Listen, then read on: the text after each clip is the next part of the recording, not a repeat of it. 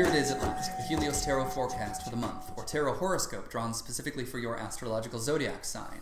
I'm B.R. Newman, in case you didn't know that already. Check out my website, IamHelios.com, through the link below, and consider everything that I have to offer there. Consider signing up to receive any number of the personal readings that I offer, or consider signing up to take a course. The choice is yours. There's a lot to explore there. Also consider checking out Annie Botticelli's Storyteller forecasts to see the astrological side of everything you're going to see here. It's fascinating, I promise. So, okay, I guess we'll just jump right into it. So here it is, Leo, your 5-card tarot spread for the month of November. This is a Helios spread, which is a condensed Golden Dawn spread, which uses 15 cards. In this case, I use 5 to the same effect. We have a central theme, 2-dimensional timeline options to choose from, a past section, and a fate section. In your central theme, that which most adequately embodies the whole story arc of this tarot spread, you have the Hierophant, who represents a search for knowledge and illumination. So this might be a time to research, to achieve further development. And also this can be a time to trust in your own beliefs. But in order to do so, in order to gain such trust, you might need to study up on a few little details that would allow you to feel confident with what you're working with. So the way to do that, the way to fully embody this Hierophant and to fully embrace the opportunities presented therein, we have to figure out which of these 2-dimensional timelines will best provide the kind of conditions and environment you require to willingly accept such power and such authority. So on the one hand, you have the 9 of Cups. All 9s in tarot are associated with Yasod on the Tree of Life, which is a kind of engine room of creation.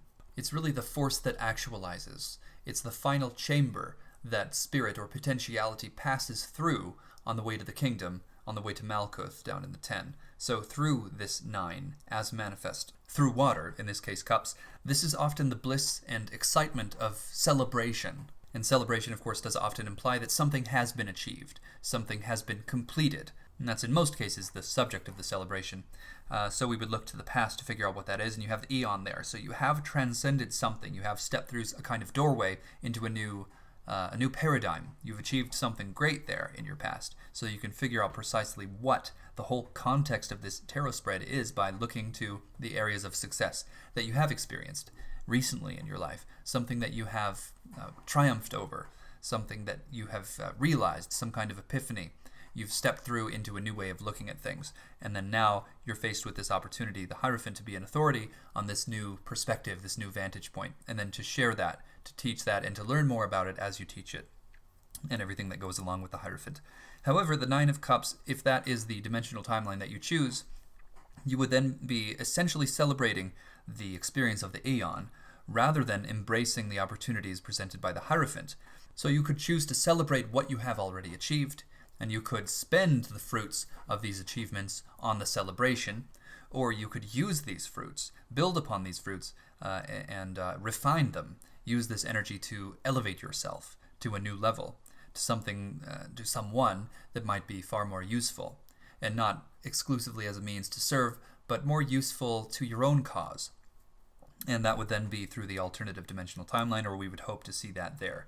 And in this case, we have the 3 of Discs. So that is precisely what I would expect to see there in this situation. All 3s are associated with Binah on the Tree of Life, Spherith number 3, and this has ties to the left hemisphere of the brain. So there's rationality, there's responsibility, there's actively bringing things to form through focus. And as manifest through Earth in this case, this is something quite tangible. So this is concentration, this is study.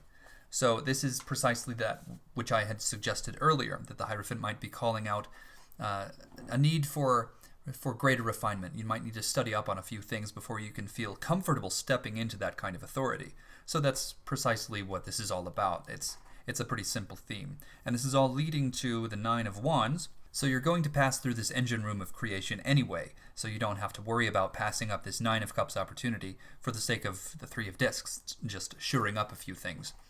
Because you're going to be passing through that potential anyway, the Yasod as manifest through fire in this case. So rather than using all of that, the fruits of your labors, so to speak, for celebration, you would in this case be using it as fuel for self-trust and inner strength, which is precisely what I had suggested you require to fully accept the authority inherent in the Hierophant, thus fully embracing the opportunity presented therein and elevating yourself in the process. So in short, yes, you have achieved something great, something that is worth celebrating. You would have every reason to celebrate. However, you're faced with another potential that is another one of the fruits of your labors. So by embracing this potential now, you could consider this an act of celebration in itself. So you're not really missing out on anything. Like I said before, you're already fated to move through the engine room of creation anyway. It's simply through fire as opposed to water. And after all, fire can be a little more assistive to Leo anyway. So you have a real potential to master a craft here and become a kind of authority. So study, tie up some loose ends, sharpen your mind a bit, refine your skills, and when the Nine of Wands comes around and gives you the opportunity to really trust in yourself, to develop a kind of inner strength that will allow you to accept that kind of authority, you won't let it pass you by. You'll be ready for it. So perhaps ask yourself, what would it take for me to fully accept and own the title Master in this particular area, whatever it might be? What would it take for me to, without shame, without guilt, embrace this prerogative to pass on what I know, or lead through example? So that about wraps this up for the month. Thank you so much for listening to this and for watching. Please do consider contacting me for a personal reading of any kind. You can check out everything that I have to offer on my website, IamHelios.com. You can also sign up for a master course I have available there. Whatever you choose, we can take this incredibly far and deep. You can gain so much from our work together, as many people have already.